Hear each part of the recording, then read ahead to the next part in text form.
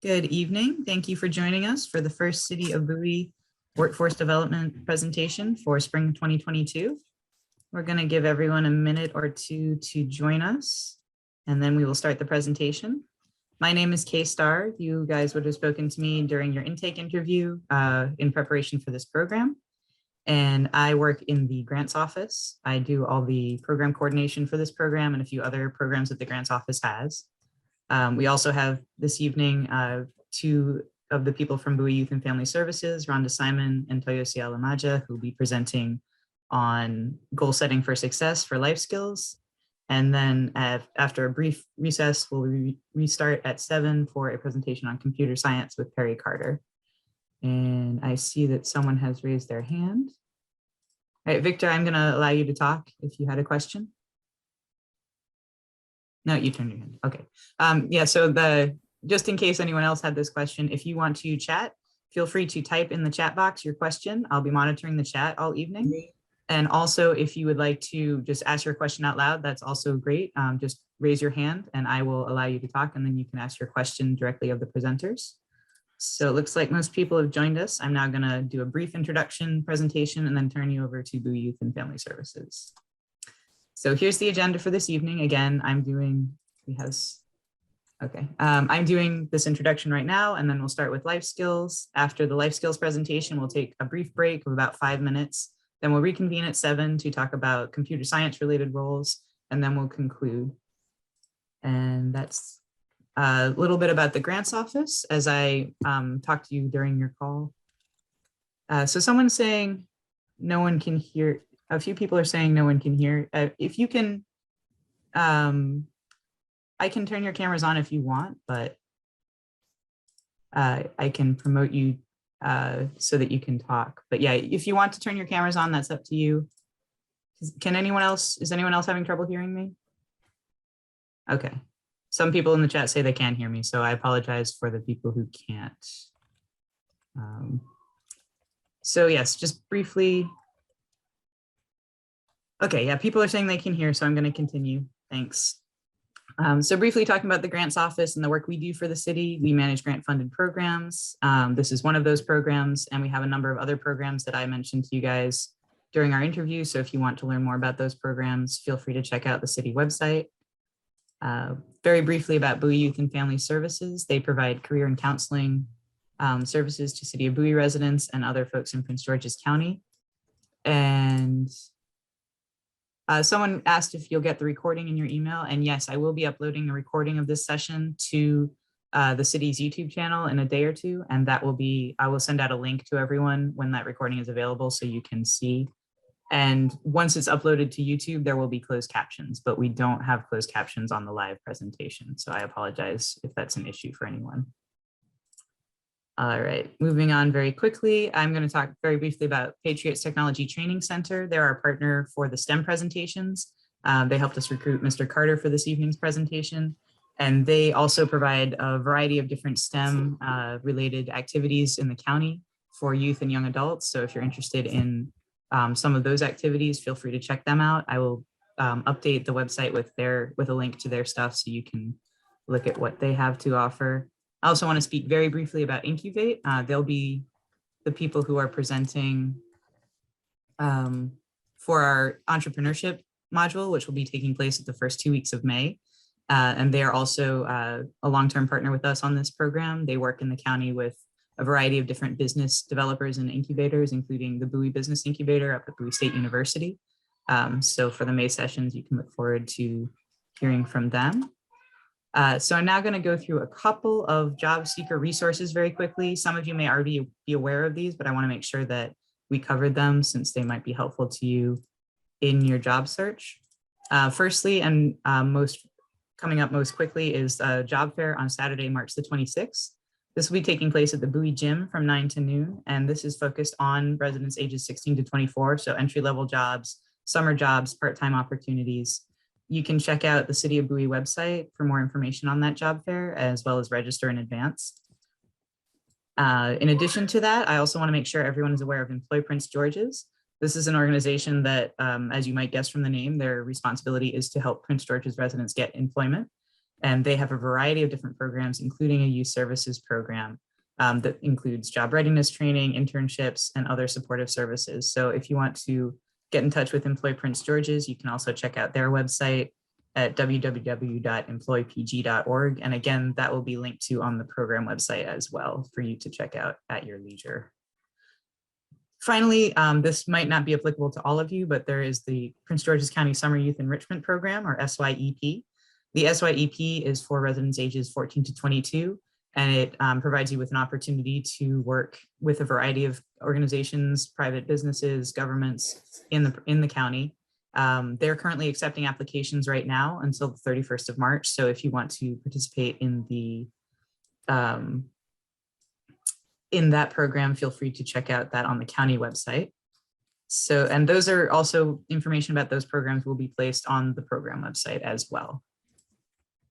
I just want to do a quick word before I conclude and turn it over to Bowie Youth and Family Services about professional email communication. Throughout this interview process, I've been communicating with a lot of you through email, and I just want to make sure that you're aware of the impression that your email gives to people who you're communicating with in a professional capacity.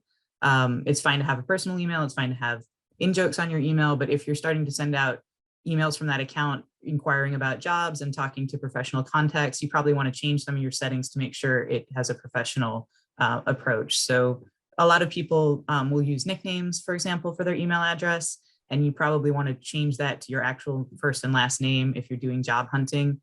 And it makes sense to maybe create an email address specifically for your job huntings if it's easier for you to keep that straight from your private email that you use to chat with your friends. Also, I really strongly urge everyone to use more formal cadence in your emails instead of writing more like a text message, which I'm sure a lot of people do for private emails. If you're communicating in a professional capacity, I recommend that you use a very basic structure like a letter where you have an opening like good morning or hello. You have a body that's written like a paragraph that expresses what it is that you're reaching out for and what information you'd like.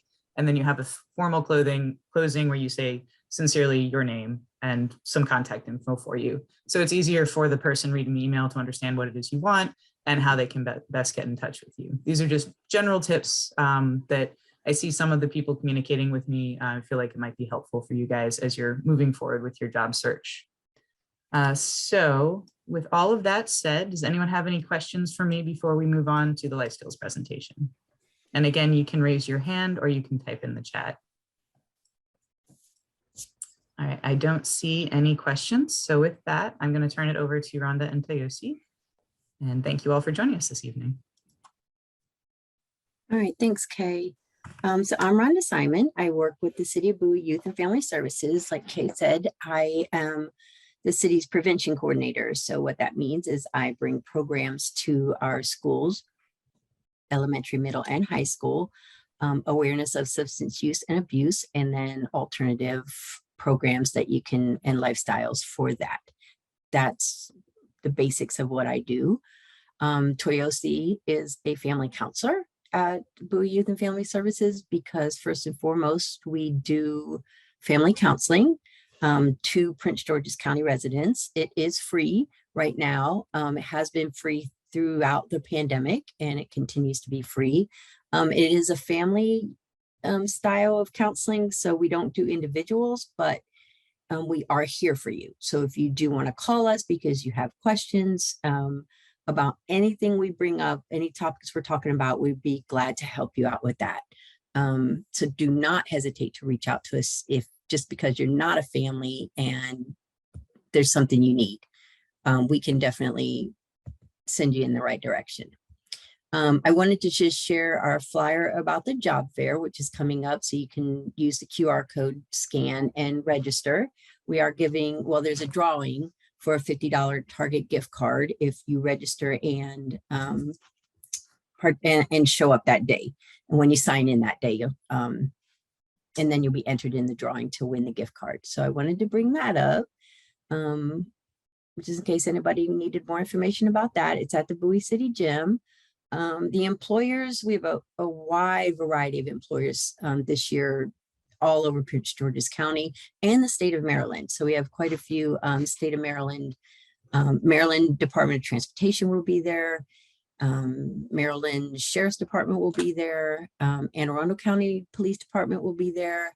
Luminous Health will be there, and they have a variety of jobs. Like if you Google Luminous Health and go to their employment page, they have a ton of jobs opening up. So yeah, so that's coming up Saturday, March 26th. And that is that. So I'll share we're going to start a presentation. So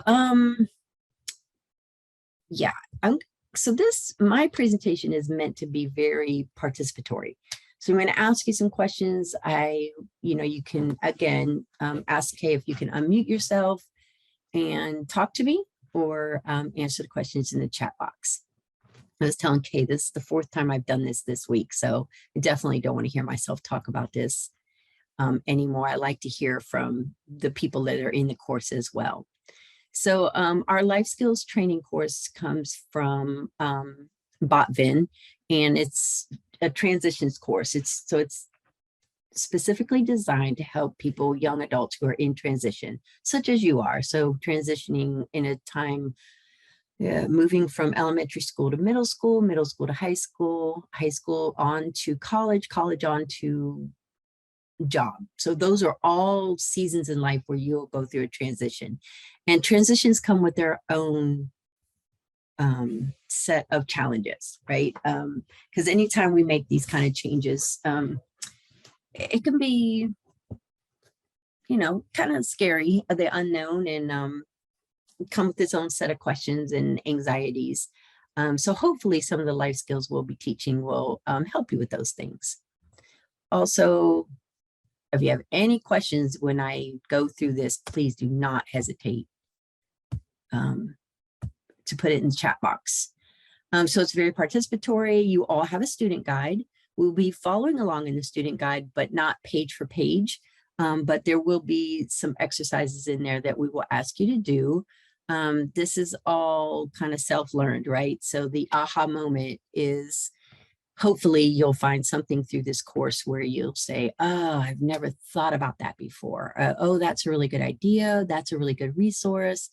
I'm going to put that in my tool belt and use that. That's an aha moment. So that's what I mean by that. So I hope you get your own aha moment, and maybe you'll share one with me. Okay. Our first lesson is goal setting. And this is the book you all should have gotten with your packet. So goal setting is the first lesson. And we're going to talk about just one way of, making goals, measuring your goals. And there are thousands of ways that you can write goals and measure goals. So we're just going to talk about this particular one related to this curriculum.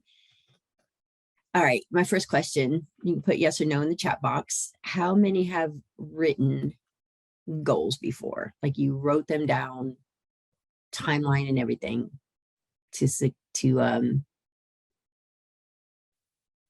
lots of yeses. Good. Okay. All right. Hey, Rhonda, I just wanted to mention that you still have your flyer on the screen if you wanted to shift. Oh, thanks. I thought I switched that. Okay. Thank you, Kay. No problem. I thought I could switch from thing to thing, but I guess not. Okay.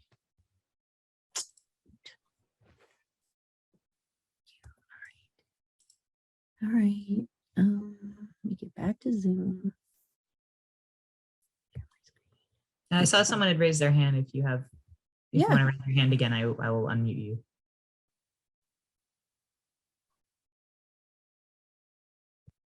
Somebody had a question about something?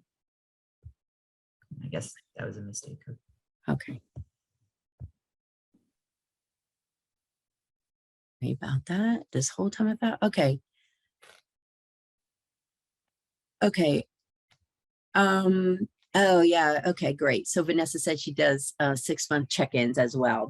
That's great, because I was going to ask my next question, or my next thing to say was that if you've written goals before and you've done it once, that's fantastic. So you have something to look back on and say, on how to do this.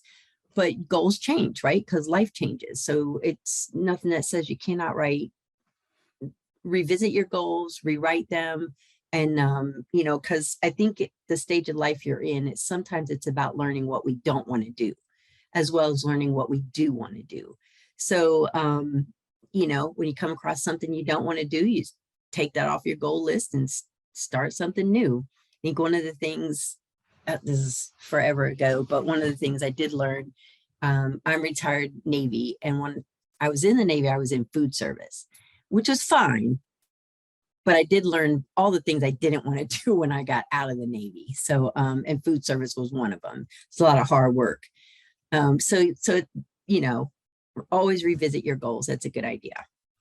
All right. So today in your book on page 2, there's a place, well, not page 2. Yes. Nope. Page 4. Sorry. In page 4, we're going to have a long-term goal, and you're going to break it down into short-term goals. These are just examples of goals, right? At your stage of life: get a job, attend college, graduate from high school. Today, I specifically want you to identify 2 goals.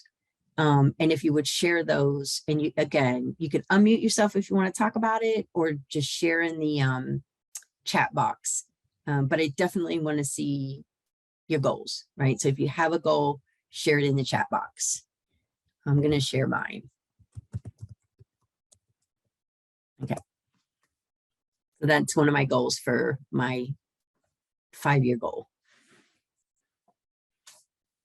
That's my stage of life. So I'd like you guys to reflect and share.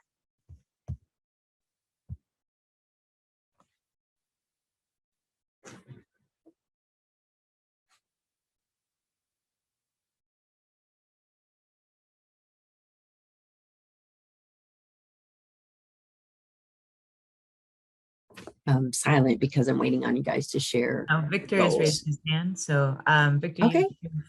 You're unmuted, so you can talk, please. Can you hear me? Yes. I couldn't see where you put your goal. Okay, so in your workbook on page 4. I think he means the chat box. Yeah, the chat box. Oh. So if you're on Zoom on your computer, you know what? There should be an option to say more and click on chat. Oh, okay. There it is. Sorry. All right. There's my goal. Thank you, Victor. I had it to the host and the panelists, but not to everyone. So I switched it to everyone. Thanks, Thank you. Mm-hmm.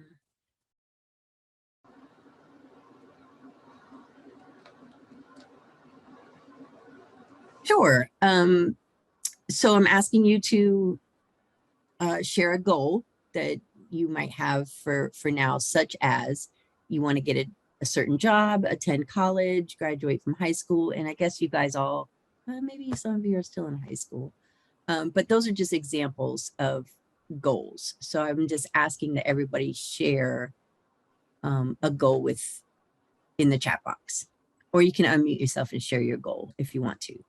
So I shared the goal of retirement. So I have a retirement goal. That's the stage of life I'm in. So that's my 5-year goal. So start an enjoyable, well-paying career job. Get my patient care tech certification. Okay.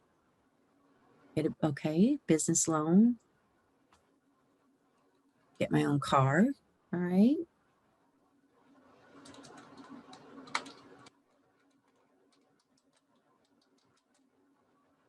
Start a business.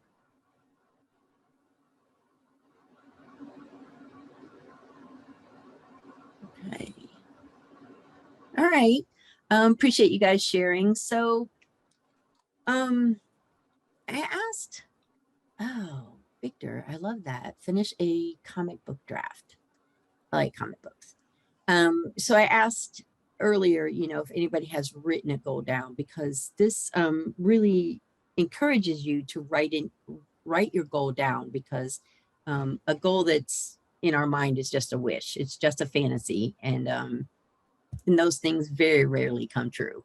But when we start writing things down and we can visually see them, I have on my wall, it's poster board size stick-it note.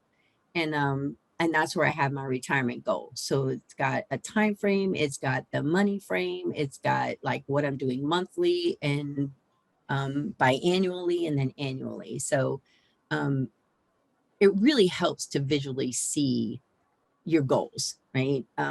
It's just something makes it real about putting it on a piece of paper and then really making a plan to meet that goal. Okay, start a YouTube channel and job working with animals. Oh, I love that, Matthew. I'm a dog person, but I love cats too, but I have a dog. Okay.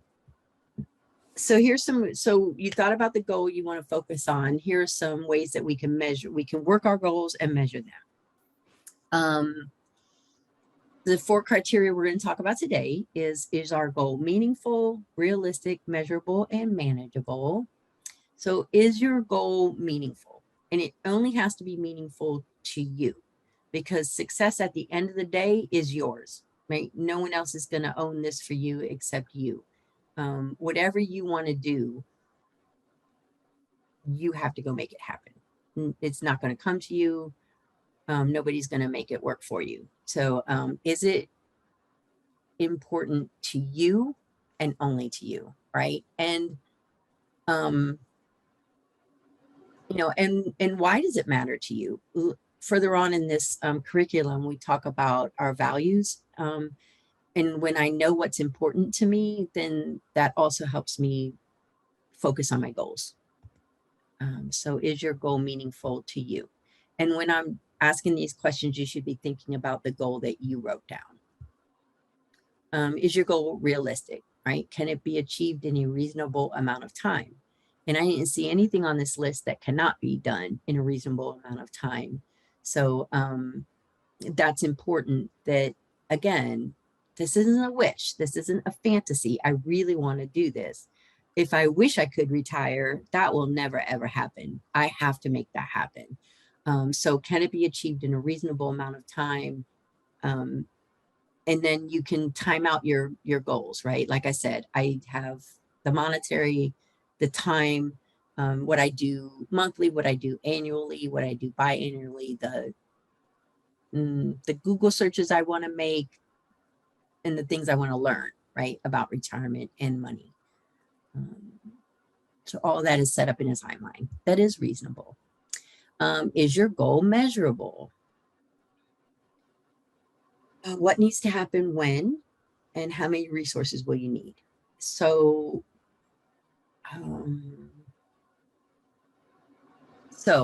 what exactly needs to happen when? Again, sorry if I'm boring you with my goal, but it's the only one I can relate to. I'm going to go back to retirement. Do I know what needs to happen when? Yes, I do, right? Because specifically, I have a time frame. In 5 years, this is what I want to do. And so how many resources will you need? And resources could be several things. It's not just money, right? Resources is a class I could take at community college about retirement planning. And for you, a resource might be another person for writing a letter of reference for you, if, you know, for a job reference. A resource for you could be, you know, the classes that you're taking. Let's see, I'm trying to see what are some of the,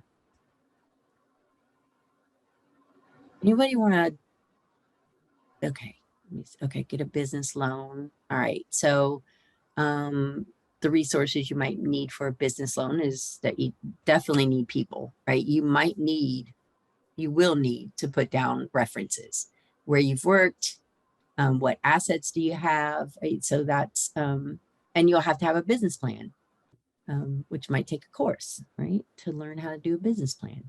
So is it measurable, right? What are the resources, and what exactly needs to happen, and when? You can get pretty detailed about this, and you should. again, writing it down, seeing it keeps you accountable and helps you to meet that goal. So a goal without a plan is just a wish.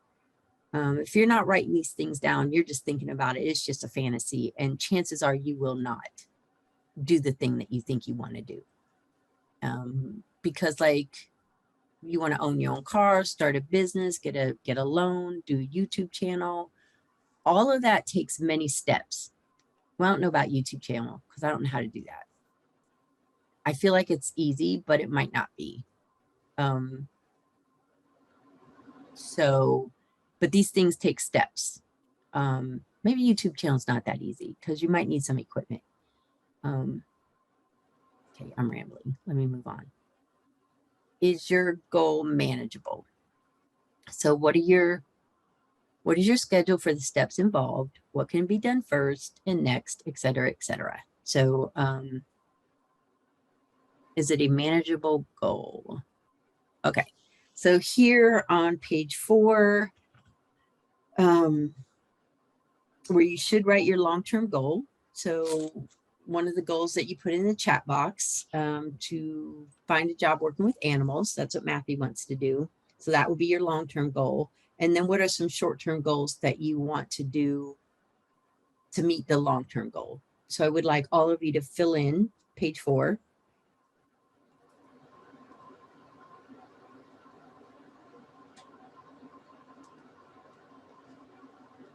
At least if you don't do anything else, you'll start writing your goals down tonight. Okay.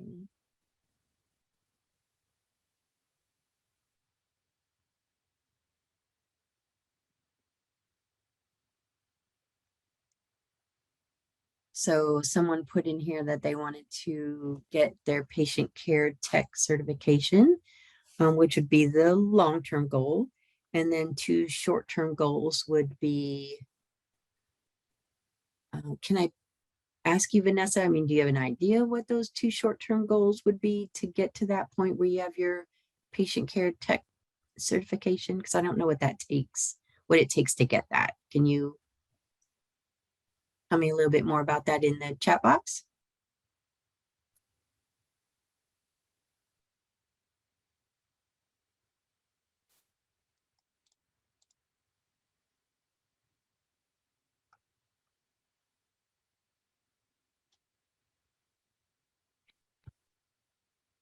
Okay.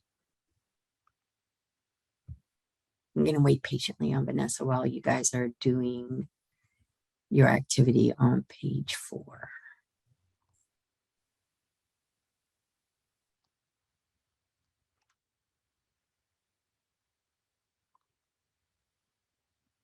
Oh, okay. Gotcha. All right. Never mind, Vanessa. So she can't really, she's not in a position to respond very well. So, okay, that's all good. Anyone else want to give me an idea of what your,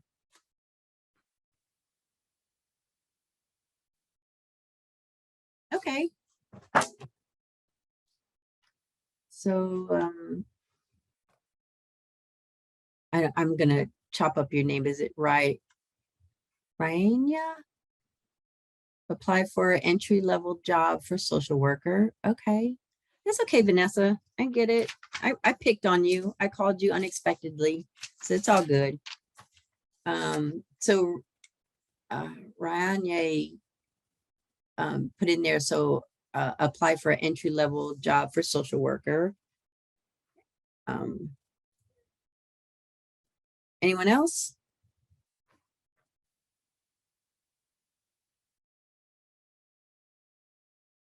Anyone else? You guys are out there working on your goals, right? Okay.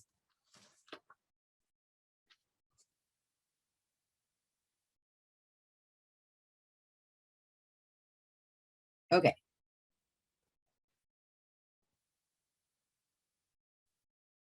Oh, Vanessa, it's okay. It's all good. It's all good. All right. So that was page 4. Let me see where I'm at with time. Okay.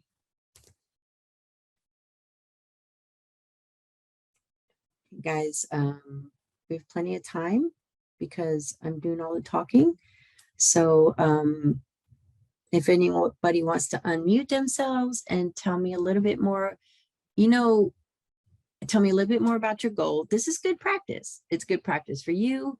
It's good practice to, for you to think about, right? You'll come up with things you're like, oh, I didn't think about that. I need to do this, that, or the other for my goal. So does anyone bravely want to unmute themselves and talk to me about your goal? So Victor wants to finish a comic book. I would love to hear about that. Let's see what else. No. Okay, Victor does have his hand up. Can you unmute him, Kay? Hello? Yes. So what do you want to hear? I said I was interested in hearing more about your goal to work on your comic book, and if you broke that down into 2 short-term goals, like things you have to do to get to the point where you have a comic book.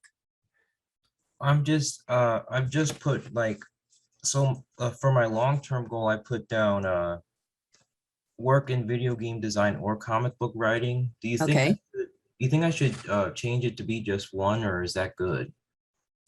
I think those are 2 big goals, right? So that they would, to work in video game design is one way, and then a comic book writing would be a second goal. I To think me, those are very big things to accomplish. I'll put down a comic book. Okay. And do you know what it takes? Like what 2 small steps could you take to get to the big goal of writing a comic book? I could practice on my drawing skills. Mm-hmm. I could also practice writing skills as well. Very good. Very good. Thank you, Victor. I appreciate that. Yeah, I've been drawing for a long time, and it's just something that speaks to me. Good. Well, I wish you well. I hope that works out for you. I really do. I think somebody earlier said they wanted a job that they enjoyed, and I encourage all of you to go in the same direction. I joined the Navy when I was fresh out of high school because I didn't have any other options. It's not what I did for enjoyment, that's for sure. I don't regret it. I've learned a lot. It's brought me a long way, but you're young. So if you can choose something that you also enjoy, that'd be great. So Ryanye, please forgive me. I should call you Russell. Want to move out of my apartment into a townhome so I can start. Okay, so you want to move out of your apartment and into a townhome?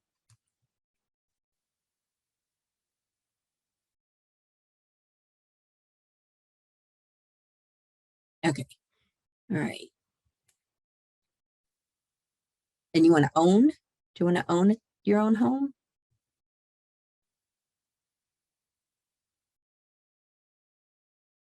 Okay, all right. Start by renting. All right. Okay, very good. Can you also tell me like one small step? So that's your long-term goal. What's a short goal that you might start by to reach that long-term goal?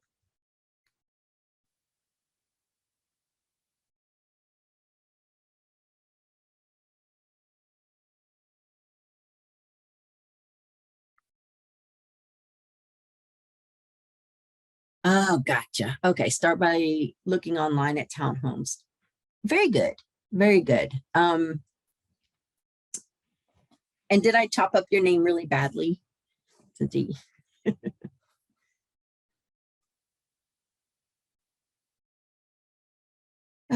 Okay, so one of the things that we know always happens, just a little, you're being nice. Thank you very much. So you guys are young adults, but you're also old enough to know that one of the things that happens is that life happens, right? We make these plans and then the unexpected happens. Obstacles get in our way, challenges come. One of the things that we all have in common of our challenges recently is the pandemic. And we all have had to overcome that challenge in one way or another. And I was talking to Kay earlier before we started that I don't know what have happened to me had I been a young adult and lived through the pandemic. It would have changed the course of my life. So I want to say that to you guys, to say that you've lived through it. You can look back and say, hey, I lived through that. I did that. And now I can do this. Because I think successes build on successes. So if we're ever unsure of what we can accomplish, I think that the past 2 years is something that you can look at and say, I came through that and I'm okay. And so I can come through this thing and be okay too. So that's just one of the challenges that we've been through collectively in the past couple years. So reflecting on your long-term goal that you've written down, I want you to identify some possible challenges that might arise, some obstacles that might get in your way from achieving that goal. And please answer that question in the chat box or unmute yourself and tell me what you think your obstacles will be.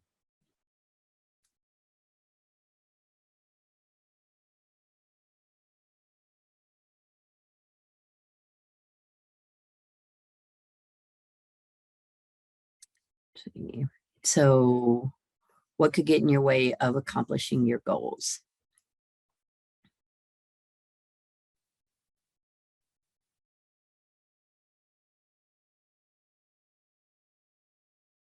All right, so some common challenges we all might have would be money, not being fully committed. Yes. Education could be a challenge for many of us, right? We don't know what we don't know. So we have to go out there and get educated on what and I thought about that education as one of my challenges for my particular goal for retirement, because it's different. Not being experienced. Yep. Yes. It's funny because when you go and and you want a loan for a business, like, or a car, you have to have credit, but you get good credit by getting a loan, but you can't get a loan because you don't have good credit. So it's this circular challenge, right? Not being experienced. So not having the credit we need, not having the job experience that we need. Because you might go for a job and they were like, well, you need more experience. Well, I can't get experience if I can't get this job. That's circular challenges. All right. Anyone else? What could be some of your challenges and obstacles to meeting your goals?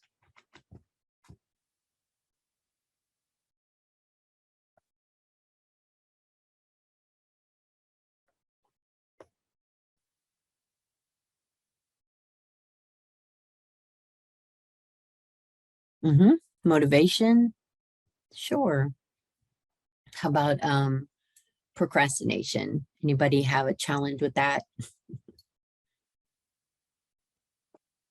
Yes. Yeah. We all do. What else? How about fear? I think fear of the unknown, rejection. Yep. Could be a challenge, could be an obstacle. And if we're afraid of getting rejected, sometimes we just don't put ourselves out there. This might be a place where Toyosi can help us out, seeing some of her counseling knowledge. How about fear of failure or fear of the unknown?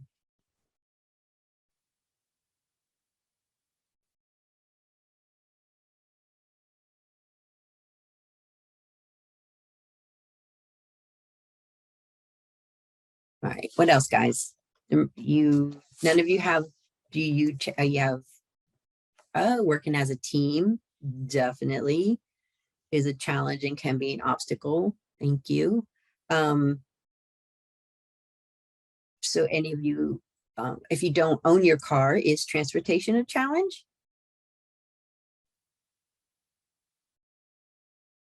Is transportation a challenge for anybody? And these are just common things that I see with young adults. Yeah. Okay. Anyone else? Challenges, some obstacles, because when we identify our challenges, we're also going to identify ways that we can get past them.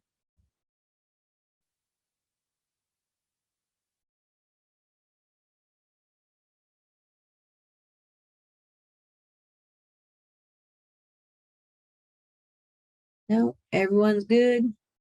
So I don't see anything else coming up in the chat box. Okay.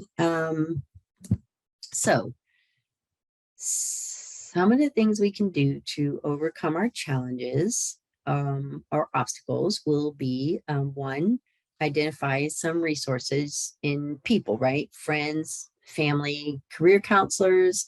If you're in college and you're moving on from college,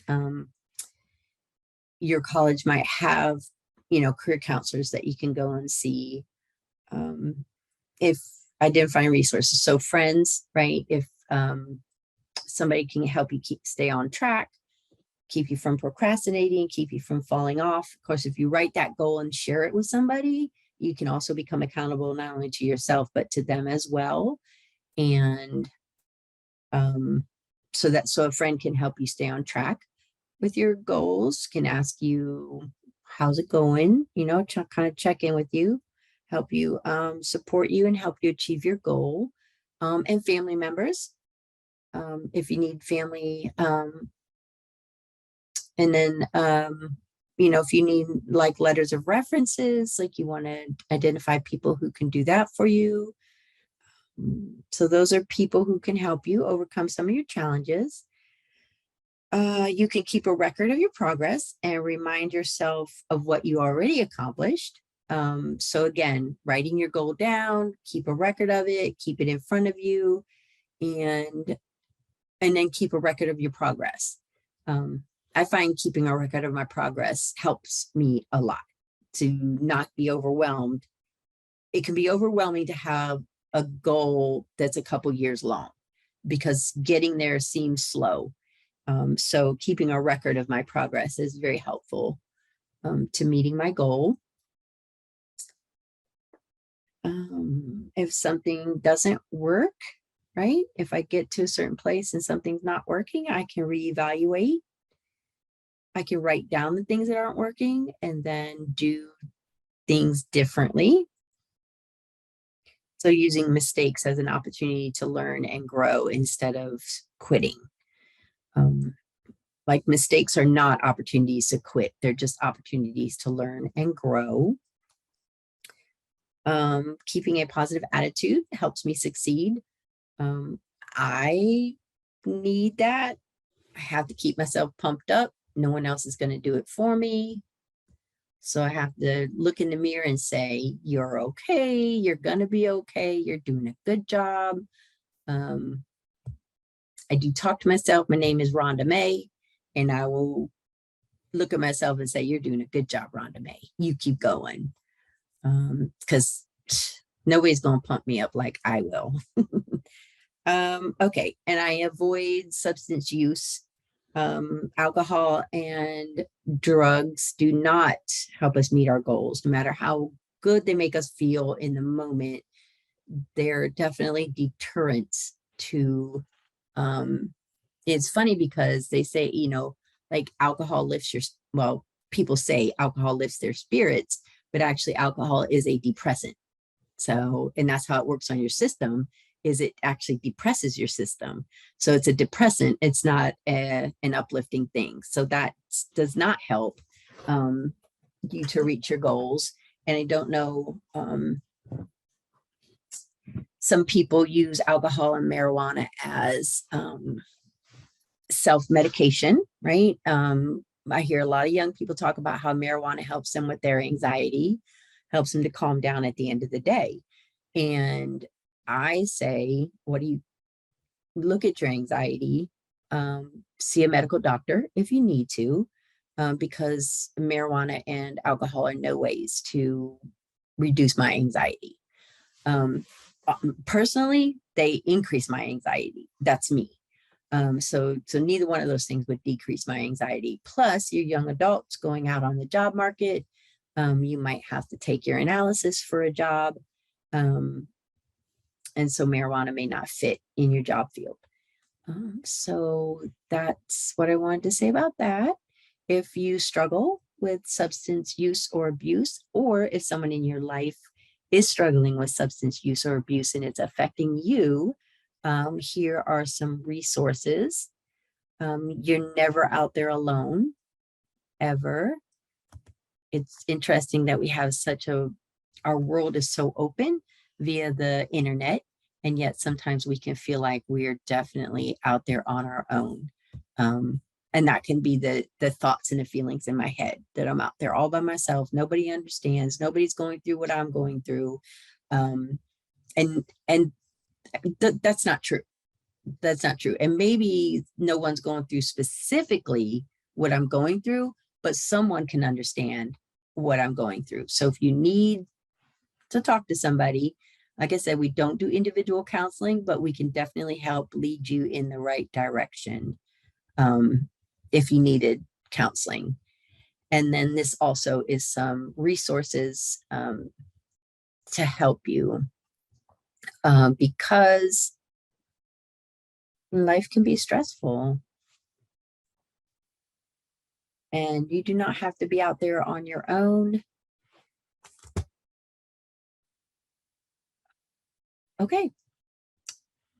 Ms. Toyosi, do you have anything you want to add to that? And does anyone have any questions for us? Because that is,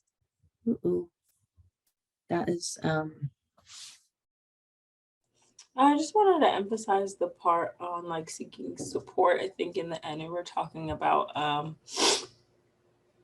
challenges and things that prevent us from reaching our goals. And I think it's really important to know the areas that you may have challenges so that you can seek that support with accountability to help you reach them. So whether it is seeking some of these resources or even just connecting with the community around you to make sure that they're holding you accountable, those are really great things to do, and being aware of the challenges that you might face.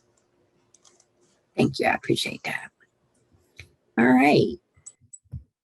Any questions for us? Because that's the end of our presentation tonight. Appreciate y'all being here. I appreciate the sharing that you did do. And I wish you all the very best success in your endeavors. And you'll see us again next week. So if you do have anything you think of and you want to follow up with us next week, we'll be here for that too. Oh, yes, Victor. So you can hear me, right? Yes.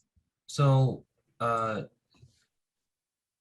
the next ones going to be longer or? Pretty much this, you mean after us or next week for us? Because I think we've got like 45, 50 minutes per session.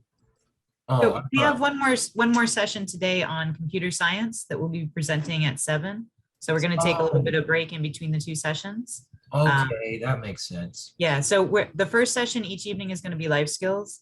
Next week, the topic is going to be, I believe it's managing time and money, the second week. And then we'll have the STEM presentation. So this evening, we've covered goal setting with life skills, and we're going to take a break and we will reconvene at 7 p.m. So in about 10 minutes to talk about computer science. Any questions about the schedule from anyone else? Does that answer your question, Victor? Yes. It's the same Zoom link, right? Yeah, it's that you can just mute yourself and stay on here and then just like come back to your computer at 7. We'll start again. Thank you. Yep, thank you. All right, I'm going to thank Rhonda and Toyoshi for being here with us today. Again, next week we'll be presenting on time and money for life skills. For now, we're going to take a break in between the 2 sessions, give you time to get up, stretch, get a drink, whatever you want to do. We'll reconvene at 7 p.m. For a presentation on computer science related careers with Perry Carter. So if no one else has any other questions, we're going to have a 10-minute break. And I will give everyone a 1-minute warning at 6:59 to let you know that we're starting up again with the IT presentation. So All right, see you next week. thanks, Rhonda. Thanks, Hiroshi. Bye. All right, everybody. So take a 10-minute break and we will reconvene at 7. I will give everyone a 1-minute warning when we're about to get started. Thanks very much.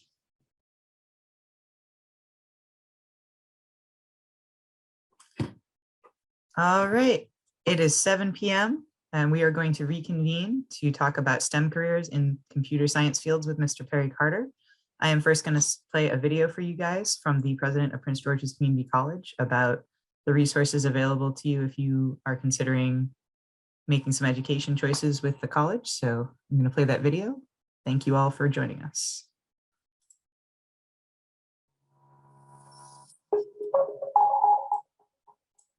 I greet you with joy today. I am Dr. Felicia Williams, and I am honored to serve as the 9th president of Prince George's Community College. Revolutionary leader Nelson Mandela famously said, "It always seems impossible until it's done." Think back to the many times you found this to be true. A couple years ago, perhaps you could not imagine making it this far through high school, where you now find yourself preparing for the rest of your life. Pre-pandemic, you could not have imagined making a monumental shift to attend classes completely online in the blink of an eye. Think back to how this season challenged us all to find moments of peace in isolation, where all we could do is wait it out. Whenever we set our sights on overcoming something that seems insurmountable, we begin with a vision. Our destination feels distant and somewhat out of reach, but look at us now. The City of Bowie's workforce training program will prepare you to achieve the impossible. As you begin this exciting journey, I'd like to share 3 reasons why I'm confident you are ready. First, you are in the right place. The workforce training program is an investment in you. The immersive experience will prepare you for life after high school, college, and beyond. Whether you're pursuing a career in STEM, launching your own business, or still exploring options, the program provides a solid foundation for wherever your path may lead. Proud partners like PGCC offer a personalized experience for our students and are committed to meeting you where you are in the process. PGCC's programs in nursing, allied health, cybersecurity, technology, and more allow our students to grow and excel, and the proof is in our outcomes. PGCC opened its doors in 1958 with an ambitious mission to make higher education and economic mobility accessible to all. You bet there were doubters who said it was impossible. We held our first classes at Suitland High School with a student body of 185, but we persevered. Now we have our own 150-acre campus and 5 extension centers where we serve 25,000 students annually. You have a place within our community and our rich history. I look forward to seeing you on our campus very soon.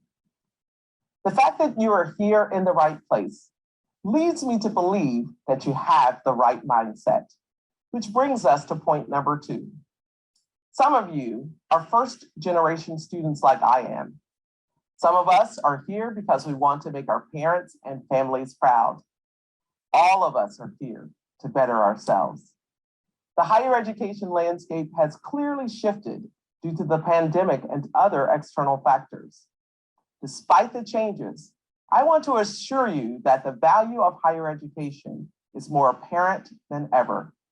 Believe the hype. When you align education with high demand skills and a growth mindset, I guarantee it will have immediate multi-generational impact. Higher education opens doors. It dismantles barriers. It changes trajectories. It is transformative. The City of Bowie's Workforce Training Program provides you with foundational skills. Fewer Gen Zers are sticking with jobs these days. Mental illness is on the rise, and general discontent and unhappiness are increasingly common. This goes to show that what we seek is more than a lot of money or a particular career. We seek to contribute to society in meaningful ways. We seek to carve out new paths that may be difficult for others to envision. Keep this mindset. Resist the temptation to accept complacency as your norm. Only then will you achieve the impossible. You are in the right place with the right mindset, and finally, you're surrounded by the right people. There is an entire community here whose sole purpose is to help you achieve your goals, from professors to program leads to partnering organizations like PGCC. You have a wealth of resources around you, so lean in. We have the power to change the course of history, not only for the present, but also for those who follow. To those of us who still need a little reassurance, remember, it always seems impossible until it's done. Learn more about your next steps with Prince George's Community College at pgcc.edu. You have one path, and that path is forward. So let's build it together.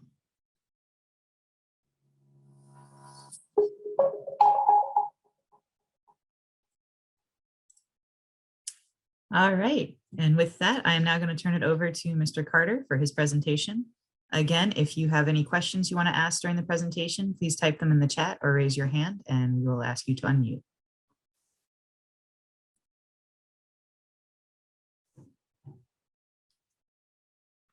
Ms. Starr, can you hear me well? And can you see my screen? Yes, I can hear you and I can see your screen. Thank you. Awesome. Well, good evening, everybody. And thank you very much for sharing your time this evening with me. I am Perry Carter.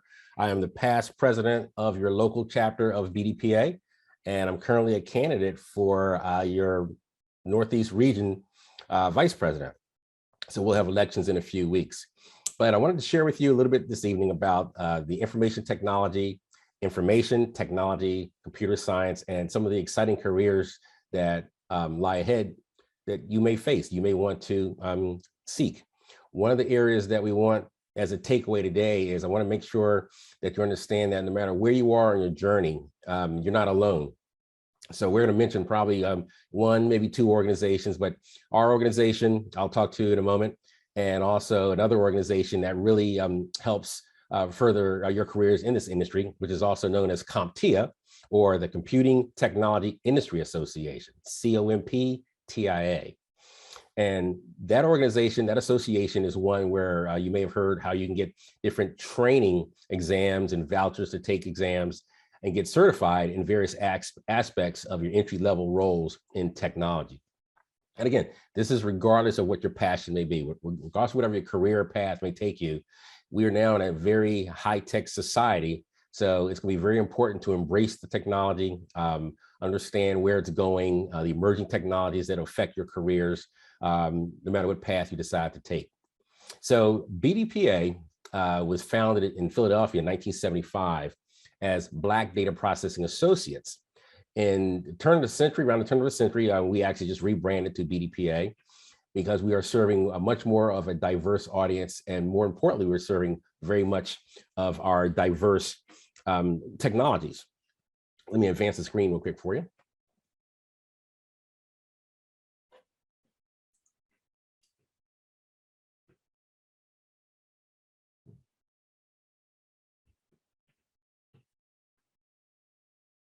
So I have a unique number in front of everybody, and Ms. Starr, is everybody able to chat in, to chime in? Are they, or they can unmute themselves, correct? Yeah, you guys can raise your hands and I will unmute you so you can talk. Yes. So who can tell me, first of all, I want to wish everybody happy St. Patrick's Day. And this slide, Ms. Starr, this slide is only for today. So this is a very special day. So I wanted, who can tell me what what's on the screen right now? When you see hashtag 00FF00, what does that mean? Does anybody know? Victor. Is that like a code for a color? Yes, sir. Absolutely, Victor. Is And that what is and what's it today's favorite color? green? Yes, sir. Absolutely. That's great. That is great. I didn't know it was St. Patrick's Day, and I'm actually wearing green just because I put it on. That is hilarious. That's great, man. So but anyway, so in essence, the computers and everybody, they talk to each other. And because they don't talk regular, normal human languages, we communicate in a series of codes. And so basically what you're looking at, I hope I get the right screen here. Let me go down one more. There we go. Okay, so now the next screen, this is what you're able to see. And Victor, thank you so much for answering that. And so what you're seeing now are a variety of codes that the computers use. And I'm sure you all seen this some way, shape, form before, but you may not have known exactly what it means. But so now if you have these really high definition televisions, your computer screen you're looking at right now, your apps that you have on your phone, or if you were able to pick a color, if you want a certain color for your fonts, you're working on a PowerPoint presentation, you go in and pick, have a colored palette to choose from, you see these funny little symbols, the hashtag with a bunch of zeros and alphabets. So basically, the very first part of this is always going to be, you might heard the term RGB, and that stands for your reds, your greens, and your blues. And so when you look at how these hex codes are listed out, 0, 0, 0, all zeros is the darkest color you'll have on your palette. All zeros is the color black. All Fs in hex is the color white. And you have over 16.7 million different colors in between, because there are 256 different variants of red, 256 variants of your greens, and 256 variants of your blues. Of course, the darker being on the zero, closer to 0, and the lighter being closer to FF. So the green right there in the middle is 00FF00. And so that's a quick introduction for today. I know this is a very special day for St. Patrick's Day, but in essence, there are pretty much 256 different variants of green. And from what I have up top, 000100, that's the darkest green we can get on our computer screens. And FFFE, FF at the bottom there, that is the lightest green you can possibly get. Now, which makes this career so exciting is that when people talk about the metaverse, the gaming, and Victor, earlier you alluded to being wanting to do comic books or develop avatars and develop games. All of these colors are going to really make a significant difference in the human experience. So some people call it CX, the customer experience, or many people call it UX, the user experience. But being able to manage these colors, this is how we convey information, whether it be a font, whether it be words, written, images, videos, all these colors and the different variants of these colors determine the look and feel for the ultimate user experience. So I'm gonna stop right here. If anybody has any questions on the greens here, the little diagram we have here, raise your hand. If not, we'll go into the presentation. And while we're here this evening, you can unmute yourself too if you have a verbal question.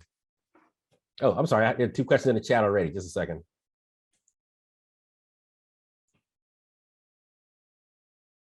Okay, I hope I got it right. Tuan, Miss Coleman. It looks like it said color code. Yes, that's correct. So those are the hex codes for colors. And hex code is basically 16. And like I alluded to earlier, 16 times 16 is 256. So if you go from 0000 to FFF, that's 256 of that. And then you have 256 greens and 256 blues. And remember the RGB, 256 reds. So 256 times 256 times 256, or 256 cubed, gets you that $16.7 million different, I'm sorry, not $1 million, but 16.7 million variants of the different colors that you'll see on a high definition TV or your PC or your smartphone. That's very good. I'm glad everybody was able to answer that. Appreciate that.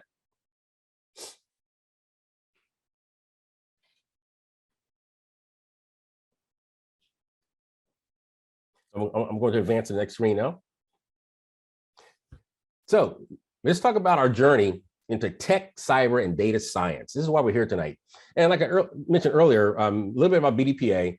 We were founded in 1975, and our programs that we've had since, I would say, the mid 80s have supported your communities, different communities throughout the country. We have 40 plus chapters that are chartered nationwide.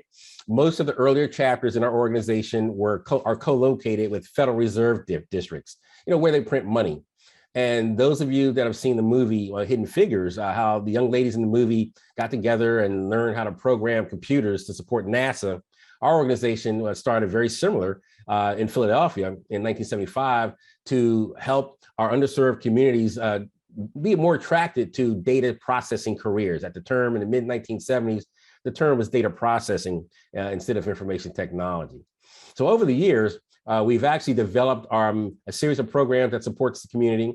On the right-hand side of the slide, you'll see that we have the high school computer competition started in 1986. We basically introduced high school students and some of the very middle school students that are interested in how to write software, develop code. And right now, most of it is we help students put together packages for web development at the high school level. And then they have a competition at the chapter level.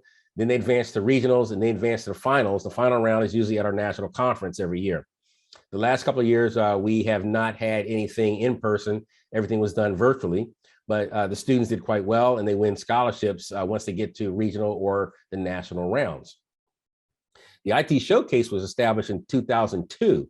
That is where high school students and college students, and also students that go to community colleges, they write a 10-page research paper, and then they present one flyer or one particular poster, and we help them print off. It's pretty much just a slide on PowerPoint, and the students print off that poster, and they present that poster to a panel of judges. They present their thesis on anything technical. It doesn't matter what vertical market they may be. It could be transportation, education, manufacturing, finance, banking, defense, aerospace, whatever vertical they pick. It has to have some type of how technology supports that particular industry. And of course, they get judged on that. The winners get scholarships or grants to the schools of their choice, again, regional and then national. Our publication is almost like the old weekly readers we had years ago. I don't know how many of you have had publications like that, but there's usually a document that we print out. You can print it or you can email it out monthly and weekly. That was established in 2007, BDPA Today. That's our publication. We pretty much introduce everyone to industry news, chapter news, and any STEM events that may be going on in or near your communities. And that information is available on all the social media platforms, as well as you can also download the latest edition in a PDF format. We also have here in the Washington, D.C. area, the HOPE Project DC, HOPE helping other people excel. That project is for young men and women who did not get a high school diploma. They have a GED, they did not go to college, or they did not finish college or finish the community colleges, or the returning citizens. So these programs take them right into the certification programs that we have. ITF Plus, which is Information Technology Fundamentals, the A Plus, which are your basic personal computer fundamentals. We have Network Plus for those that want to be more proficient in computer networks, and then Security Plus, which is a very good entree into cybersecurity jobs. So those are the certificates that are provided, the certifications that are provided by CompTIA, the association I mentioned earlier. And those get you into very well-paying entry-level and journeyman jobs. The starting salaries begin anywhere from $40,000 to $50,000 to start. If you land on a project with one of the defense agencies in the area or the intelligence community, you can get top secret clearances or higher. And that adds anywhere from $10,000 to $20,000 above that for your salary. And again, many of these opportunities do not require college degrees. So the HOPE Project it was established in 2009. The current president of your Washington, D.C. chapter, Mr. Raymond Bell, he's the founder of the HOPE Project. So you can go onto our website and look at some of these success stories that we've had since 2009. The mobile app showcase are for young men and women who want to develop mobile apps. You're partnered with one of our industry mission partners, and basically your partner will be helping you with some of the operating systems that you may want to use, whether or not it's Android or iOS for your smartphones. And we also have a competition for that. The showcase is regional and national, and the winners of those showcases also get scholarships. The Tablets for Teens program, that's designed for young men and women who also want to go into the mobile app showcase or support the high school coding competition. The Tablets for Teens program are really designed for students that are student members in their local chapters. And what we do is we provide them with new tablets, either from our mission partners, Apple, Microsoft, Samsung, and you also get support from our telecommunications partners such as Verizon, AT&T, and T-Mobile. And then finally, we have the Smart City Metaverse Showcase, which we're developing and working on for next year. So right now, smart cities is pretty much what you will be looking at in the near future, where everything talks to everything. All devices will talk to every device. You may have heard the term IoT, or the Internet of Things. So we will be, when I say we, your society or industry will be deploying sensors and various devices that can detect sound, they can detect different odors, they can detect danger, they can detect motion. All of that connectivity feeds back into a system that you will be managing, you will be monitoring, or you will be maintaining, regardless of what career you decide to pursue, whether it's a technical career or developing policy. And then finally, again, we actually provide digital transformation and career advancement opportunities because as a network, as an association, we know the hiring managers. So we're not necessarily recruiters, but we actually know who's looking for talent to fulfill the next project. So, and we've been around nearly 50 years. So we have career opportunities at virtually at every level, and we have hiring managers at every level. So the job hunt is not that difficult once you're actually actively participating in our programs, because you will be working with some of the companies that you may want to work for. They may have internship opportunities, they may have apprenticeship opportunities for you. So you won't be alone on that journey. And that's the exciting thing about it, about working with an association. And finally, on an association, you definitely want to be able to network within that association, get your name around, make sure people know who you are, know what you want to do. And at the end of the day, you want to be able to advance your career within that particular association.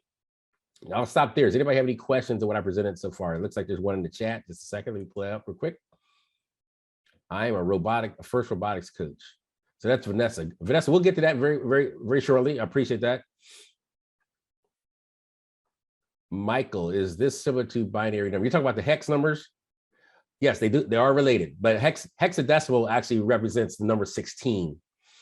So, you know, binary, these are binary are two, like zeros and ones. So yes, they are very similar. So again, Ms. Starr, if anybody wants to unmute themselves, if they have any questions on what I mentioned about FAR, the trade associations, BDPA, and CompTIA, I'll open the floor for any questions you may have on that before we do a deep dive in the future careers in tech and cyber.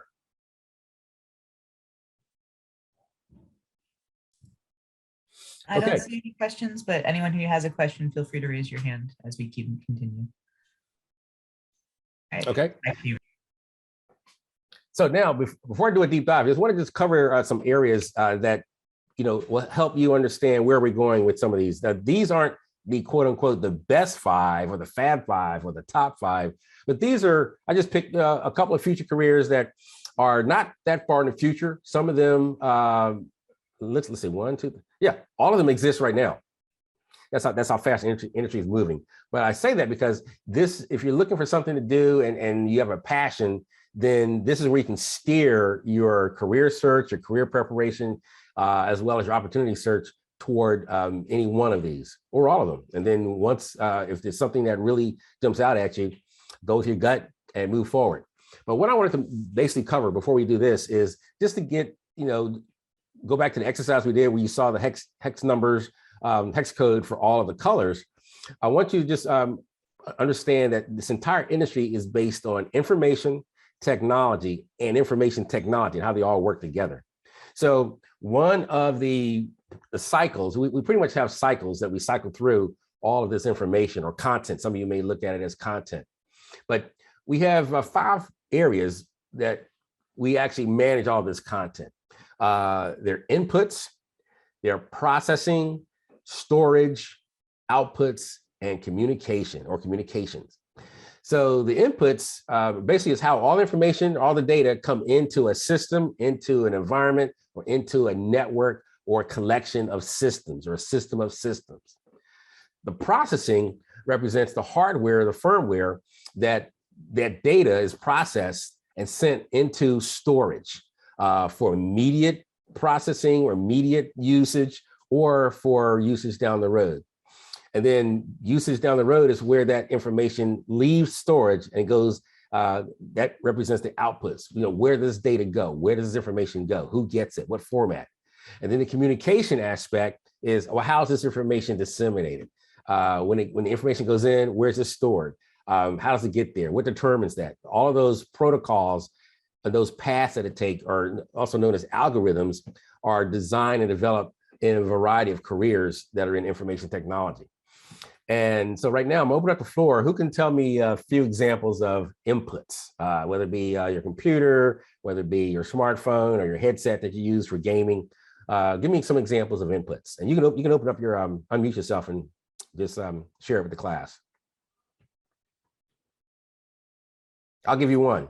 Oh, Victor, go ahead.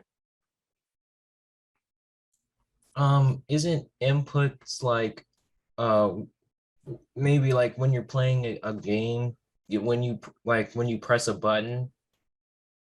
And Absolutely, yes, the controller. Computer, and then that tells the computer to do a certain thing, or when you like tap your phone. Yes, that is correct. So the controllers are definitely input devices. So are keyboards, touch screens, microphones. Those are all input devices. That is correct. And Victor, just an example you use, that's a good example of somebody mentioned earlier about binary. So for an example, the game may be going on in the background, everything's moving. It's pretty much in a wait state, or it's all zeros, 0, 0, 0, 0, until you press a button and create that 1. So once the system, the input device detects that number 1, that changes the state. And like you said, if you press an up arrow, a down arrow, that says, oh, okay, hey, I now have a 1, which is pretty much not negative. That means once I have that 1, I mean, okay, move up. And it'll continue to move up until you release it. So that's pretty much how the binary states work in pretty much all aspects of data processing. The machine is not going to do anything unless the user changes its state. And that takes us to the second part of it, in the processing. Typically, we have central processing units or graphic processing units. And the graphic processing units are a lot faster. And you see those more on a lot of your high-end game consoles. And in essence, they function the same way. They pretty much determine where the information goes, where the data is stored, and what to do next, but it's a lot it's a lot faster. On the storage side, many of you have seen, I would say, storage. Anybody want to share with the audience, what are some of these storage devices that you're familiar with?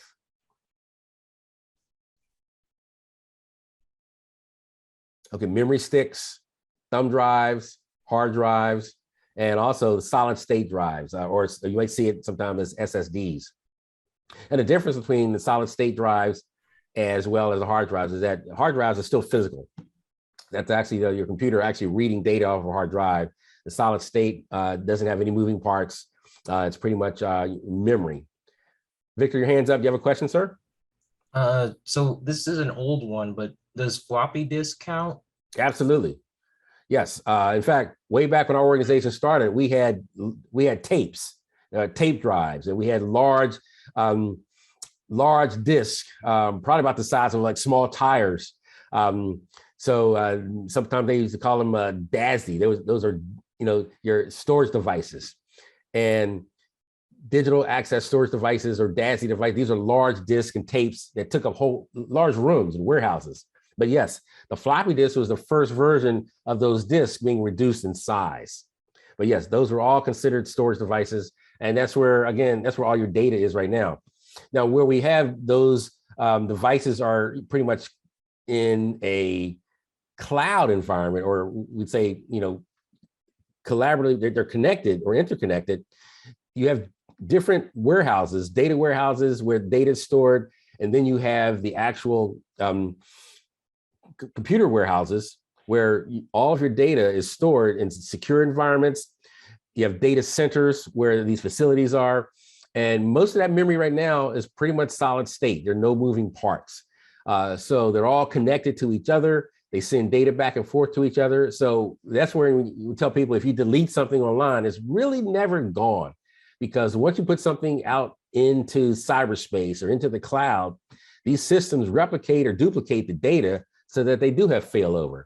So if a data center has to shut down, if a data center has to close, another data center can actually take over immediately. They can fail over to the next one, usually without the end users noticing that. So those are pretty much stored devices in working collaboratively throughout the entire enterprise, usually around the globe, different countries, different time zones where your data may be. And then the final piece are outputs. Who can tell me some of the outputs that they've seen in industry? When you print something off your printer is an example of an output. The screen that we're looking at right now is an example of output. Who can name something else? What about the headsets we talked about earlier? Audio devices. So those are examples of outputs where that data will come, where you actually see video, you can see reports, you can see charts, you can see graphs. Some people call it data visualization. How do you look at your data? What do you see? Where do you see it? And then finally, we have the communication. When you're communicating with other devices, I just alluded to, you can communicate with other computers, other networks. And then you may have heard the term metaverse that people talk about. So that's where you're actually now looking at digital objects and real people and virtual worlds actually working harmoniously, pretty much within the same headset or the same virtual reality environment.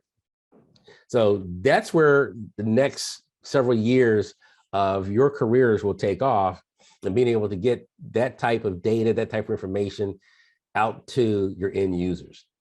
So basically, we'll look at these 5 career that I've mentioned.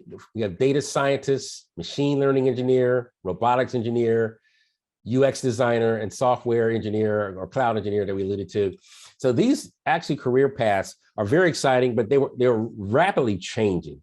And what I mean by that is that your data scientists pretty much are part business and math, computer scientists, but they extract data to prepare for reports, charts, and the graphs that we mentioned, really for analytics. And you do need a degree. More advanced, you're gonna need a master's degree, and many have PhDs.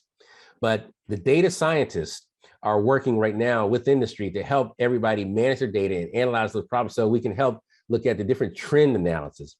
And this is going to transcend all of your careers in tech, where we add value. We add value by actually solving problems that customers will have. The next one is the machine learning engineer. Now, machine learning is really a subset of artificial intelligence. Basically, it's making machines and computers more human. So in essence, you're developing software that helps the machines and robots and devices learn from themselves. So a good example is, if you've been using your smartphone lately, if you look at some of the upgrades we've had, both in Android and iOS, when you start typing or you start texting or start typing your email, you notice that your phone is starting to spell check automatically or complete your sentences for you automatically. So it's in your native language. Right now, most of us use English. So it's actually learning what you've typed before to say, hey, if I start typing TECH, that means Mr. Carter is about to spell out the word technology or technologies, but it'll just type out TECH, it'll stop there. So that's a good example of how your smartphone is learning from you. And again, if you take what I said earlier about developing things for your smartphones and devices, these are devices right in your hand where your data, your processing units, and your storage and your outputs are all right there in your hand. And the communications are pretty much right next to each other in the phone. They're all pretty much very close to each other in the same device. if you need to communicate to another device, you may need Wi-Fi, or you may need to have your, the T-Mobile, Verizon, or AT&T. That's how you connect to other devices with your smartphone. But you really have what we call the power of compute at the edge. So you're pretty much at the edge of a network. Even though you might not be connected to a network, you have all of that horsepower right there in your device in your hand. And what's interesting is that the power that we have in our hands right now used to take up rooms and warehouses in the mid 60s, early 70s, when the term data processing was out there. So that in and of itself is where your edge computing and your cloud computing are different. The edge computing is when you have your device, you're right there at the edge of a network. So you might even be connected to the network, but you have enough information. You can still work on your calendar. You can still type in your emails without even having internet connection from your phone that you have in your hand. Now, on the robotics engineer, this is where you take, if you don't have that device in your hand, you now move that technology, those capabilities, and having compute at the edge to a device. Many of us may have seen robots in earlier life, but we never call them robots. Like, for example, a tractor, a crane, an elevator, for an example. Any item that we've used in the past, one can consider a robot because it has moving parts. And so right now, in today's world, our technicians, our developers, and our software engineers, we actually work with engineers to design the moving parts, to make the movable parts of the robot more stronger. The engines, the servos, the sensors, the batteries, all the components. Robotics engineers work with developers to build and test the robots, but most importantly, they help maintain the software that controls them. And again, this is the same software that controls your smartphone. Even some of the classrooms now, the kids have Raspberry Pi. These are very small credit card sized computers that can control robots, or if you attach a keyboard to it, or any device I mentioned earlier, any devices that we talked about, like inputs and your output devices, you can attach all of those peripherals to a Raspberry Pi, a very small credit card sized computer. And we now have robot kits that have these Raspberry Pi computers. You can put those robot kits together with a Raspberry Pi, and you can develop software and test what the robot does. Can it move fast? If it keeps moving, does it fall off the table? Do the sensors work well enough to know it's about to fall off the table? When you see that in a production environment, right now you can see that in some of the new cars that we built. All of the new cars now, if you go into reverse, a screen comes up. You can see how close you get to an object. The car will start beeping at you. And then if you do absolutely nothing, the car will stop automatically because, again, the software is saying, hey, I'm about to hit something, activate the brakes. So that takes you from, again, those zeros and ones acting real fast to say, okay, hey, I've not touched anything. I haven't hit anything. And then it looks at your screen, takes a look at your image. And all those different colors I showed you at the front part, it's now processing all those 0, 0, 0, zeros to F, F, F, F, F, F. And it says, hey, there's something about, all of a sudden my colors have changed. I see something, I'm about to hit something, and it sends a signal right out that says, put on the brakes. Even if you did nothing, the car is learning on its own to do that. And so robotics engineers work with your machine learning engineers, and they develop software to make sure that your car stops if it's about to hit something, or if it doesn't see anything, it's about to roll off a cliff. So we're not completely perfect there in society yet, but when they do, your generation will probably be one of the first generations that will not have, or maybe your kids will not need a driver's license or a pilot's license. You just simply hop into your vehicle or your orb and just take off. And while you're in that orb or while you're in that vehicle, you'll have all the entertainment information. You can read books, watch movies, review my slideshow. Everything that you need to look for your next career will be right there as your vehicle is moving flawlessly, seamlessly, frictionlessly throughout the enterprise. And then the last two are very interesting as well. They're tied to that, the UX designer. So basically that's the user experience. So your experience in that new smart car, that smart highway, that is what user UX designers work on to make your experience more usable and more desirable. And a good example is right now, let's say that if you're driving, you're in the left lane and the light's red. But you're sitting there, you're wondering, how come the green light, the left green light doesn't go green? There's nobody here at this intersection. Well, we're now making those systems better. The older systems used to have like a loop detector in the road that detected the presence of your vehicle. And the newer systems now have cameras. So you notice there are cameras on lights, on the traffic, traffic lights that are in front. So they notice now that you have, when I say you, the system has noticed that, oh, I now have a vehicle right there. And then on the other lane, it notices that you have no traffic coming against you. There's no traffic in the opposite direction. So if you drive into the left lane, there's no traffic coming towards you, and the light's red, you'll get a left green light that says, okay, hey, you can turn, make a left turn now, and it'll take the traffic light on inbound traffic coming opposite direction. It'll turn those lights red automatically. So that's how, again, those hex numbers I showed you at the front of the presentation, that's how all those work in the system. It says, hey, I do not notice any vehicles here. I have one vehicle now present in the left-hand lane, but needs to make a turn, make the arrow green. So the arrow goes from red to green. Now that hex number, remember I told you about RGB? So red in hex is hashtag FF0000. So it's going to turn the arrow to green. It'll go to hashtag 00FF00. So that's how the systems communicate automatically. But, most of us were sitting back, oh, I don't care what all that means. I just want to make a left turn without waiting. So guess what? Your industry now has done that for you. And pretty much that's how it's done. And the people that made all of that happen are most of the jobs that you see right there on your screen. Machine learning engineer, the robotics engineers, the UX designers, and then finally the software and the cloud engineer.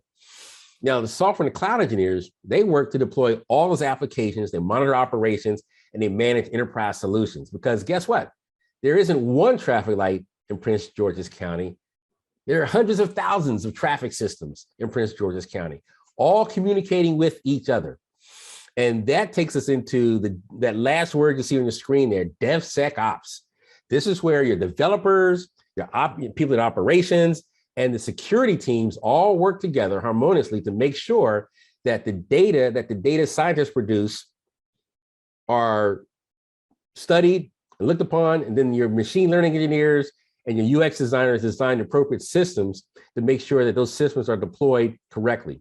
So when you're developing applications, you have your developers, they then take it over to the testing environment, has to be tested. And then from the testing environment, they move it into production. And once it's in production, it's managed by operations. So all of those teams are managing those systems that really manage the county that we live in through a whole series of technology that, again, each of these particular career paths may take you. So I'll stop here. Are there any questions on some of the top 5 career paths that I mentioned, how they work together, how we work as a team? And are there any questions on how to get started, what kind of degrees, how much money? I know y'all got some questions out there, so let's fire them up. Victor, please. How much money would you need to start UI design? So UI, the user interface design, you can actually do that on your own, no money, because almost everything out there right now is available on YouTube. And I think in the previous session, you mentioned that you are an artist and you're looking at comic books or gaming. So that's a good example of what we call, I mentioned earlier about the metaverse, where you have something, the comic books are pretty much something that's touchy-feely. We can work with together, but you still have to have, be a graphics artist to produce those. But if you want to turn those into avatars and, make that become real, or even take a picture of a person and create an avatar from them, that takes you into more advanced user interface design and more advanced graphics. I guess it's called like a graphic artist. But the short answer is that many people can learn all of that through YouTube videos. But ideally, if you don't want to go for a full degree, many people recommend, I know we had an announcement from Prince George's Community College, but you can go to the community colleges in our region and pretty much get the same training. If there are certifications or associate degrees tied to that, you can definitely leverage that as well. So the answer to your question, as far as dollars, I believe they're now programs where community colleges are little or no cost, but there probably is a cost associated with any training element that you take. But sometimes that training, you may get a grant for it, you may get vouchers for it to do that.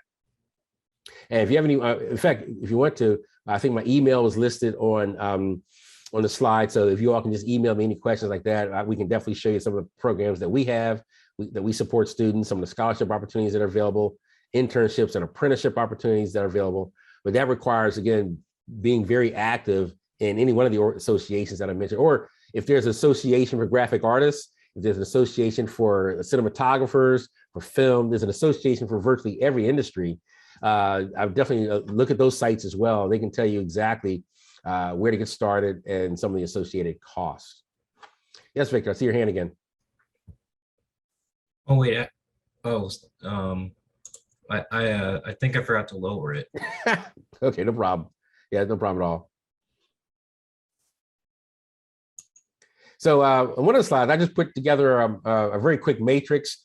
Any of these acronyms that you see there, we can definitely send you some more information on those, or you can use your favorite search engine to find them. But basically, some of our local and regional events we have throughout the year, some of those are still virtual right now. We have not moved into fully in-person sessions yet. Later in the year, we may, but again, you have to pay attention to the news and find out what's going on with different variants of COVID. But our high school computing competitions, the showcases, and some of the other APBIs, which is pretty much advanced planning and program briefings for interns. The ones that you see in green highlighted, we have them mapped out by different sectors. So if you look at, for instance, the private sector, which is pretty much where all of your large corporations and mid-sized companies are, that's how our program maps to their requirements. Public sector is government, academia represents the schools, and the defense industry and intelligence community industry, they're part of public sector, but they have unique requirements. They require security clearances, and many of them require advanced degrees in some of the areas. But for us, we really stress STEM, science, technology, engineering, and math. And we also look forward to getting students more involved in some of the drone racing competitions. I remember somebody mentioned FIRST Robotics. So all of those competitions, from our perspective, we try to encourage young men and women to really use and leverage software and software development. Because again, no matter where we go in our next journey or in our careers, we will be embracing new technologies and new trends much more rapidly than we have in the past. So any questions on the different sectors that you see here and different opportunities? One of the things I forgot to mention in the previous slide was, let's see if I can go back to it, was the UX designer was probably the only ones that did not require a college degree from the ones that I mentioned earlier. So that one, if you have the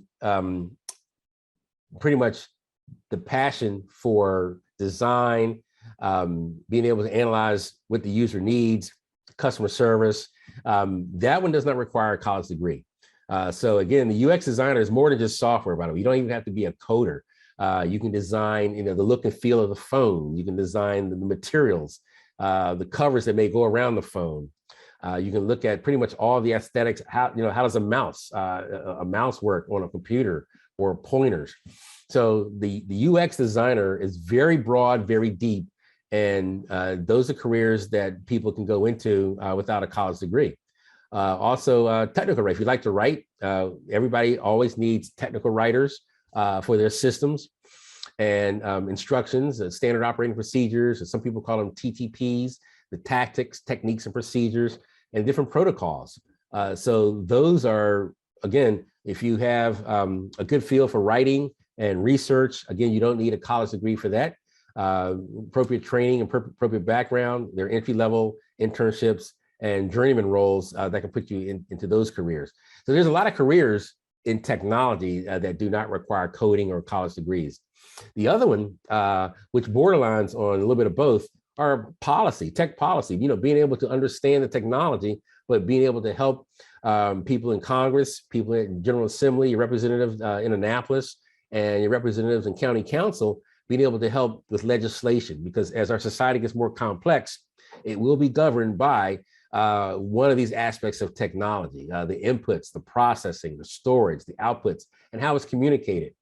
Again, one of the reasons why our organization evolved was because we were considered an underserved community. So information was not readily available in our community. Some people call them news deserts.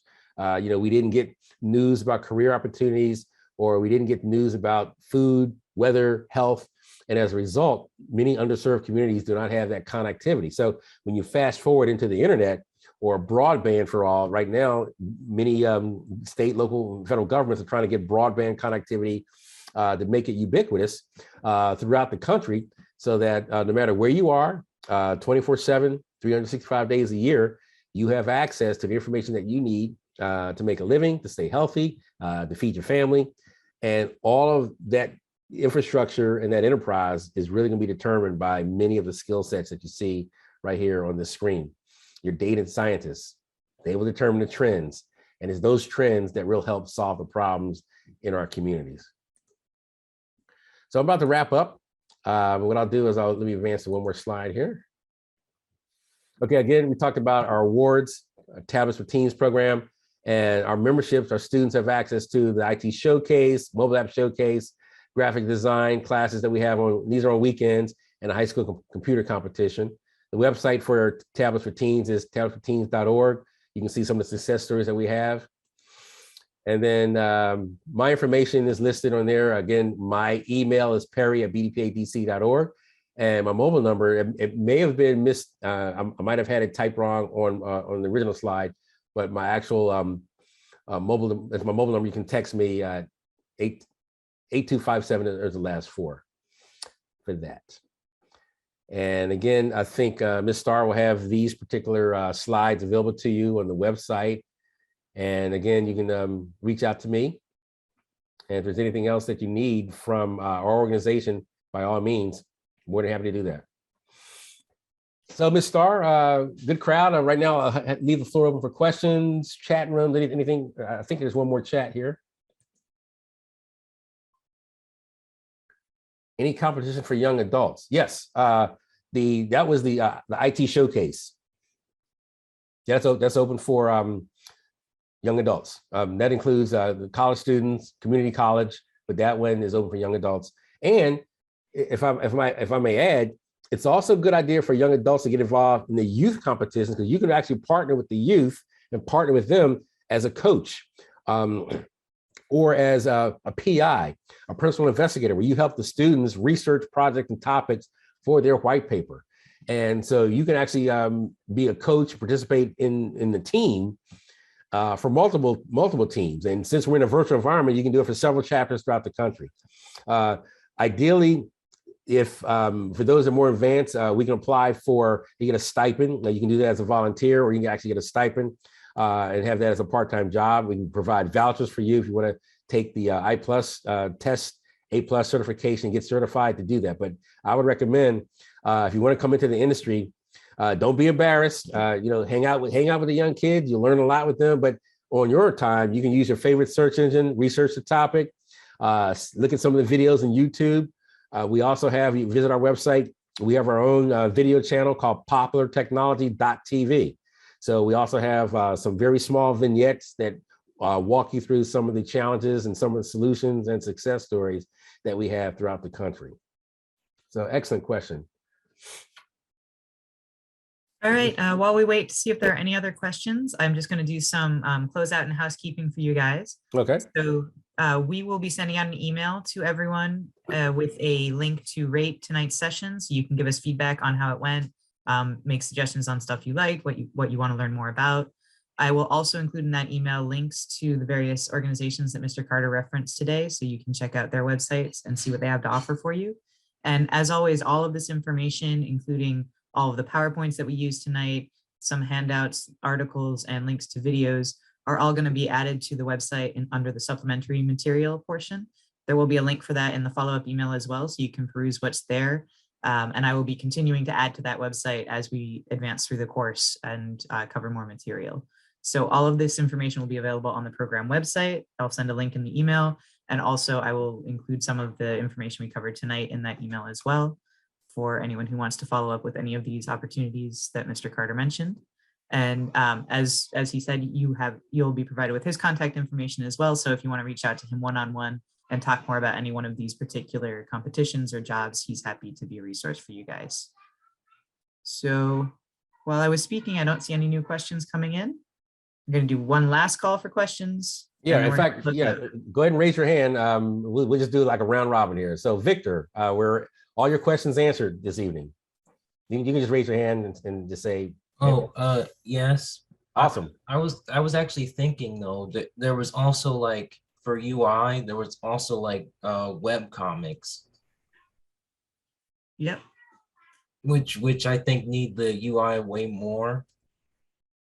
Yes, and chances are, like I said, I don't have the information about the degree requirements, but I believe a lot of the UX, UI, and CX roles may not require college degrees anymore. You can jump right into it as fast as your passion will take you. Okay. Yeah, and I know there are a bunch of online portals and aggregators for webcomics that are probably always looking for designers and people to help with utilizing those systems. And in fact, one of the industries, I know we're running out of time, but one of the industries that are really hopping off real fast are the NFTs, the non-fungible tokens. And they're securing that. I know we didn't touch on that in blockchain, but if we do have an advanced module, we can have people from industry from our organization that can come in and talk to you guys about cryptocurrencies, blockchain, NFTs, because the same jobs I just mentioned in earlier slides, you still need the same talent to put that together and secure it. And then cybersecurity and our pretty much the cybersecurity framework that's out there, those professions and those professionals that do that have a new set of protocols and processes that they have to do to secure the information. And once the information is stored. So again, you can probably see that on your favorite search engine and a lot of YouTube videos out there as to what blockchain is, what NFTs are, and how people are able to create brand new careers from that. Jayla, Jayra, Kyler, Matthew, Michael, and let's see who else is on the line here. Tawan and Vanessa and Ryania. Hope I got that right. Raise your hands if you have any questions. Were all your questions answered this evening? Or if you have new questions, please, like Ms. Starr alluded to, my email is on the slides, and you can send them right to me. Vanessa, you raised your hand. I was just going to say all my questions were answered for the seminar. I'm sorry I wasn't as engaged. I'm actually in the hospital right now, so I couldn't be as engaged as I want to, and the Wi-Fi is not good here. It's all right. I appreciate you joining us. Yeah, Vanessa, and get well, and we can hopefully have better Wi-Fi. I know I touched on it earlier, but let's have that conversation offline, and we want to make sure that everybody has access to everything they need. But Vanessa, thanks so much for participating, and you have my email, and please hope everything works out for you. All right, I don't see any other questions. Taiwan confirms that he doesn't have any questions, so. Awesome. I appreciate all of you guys being responsive and typing in the chat. It always makes these sessions better when you ask questions about what you're doing. As always, keep an eye out for the email from me, and we will see you guys next Thursday at 6 p.m. for our second session. Thanks very much for joining us this evening. All right, guys, have a great semester. Bye, everybody.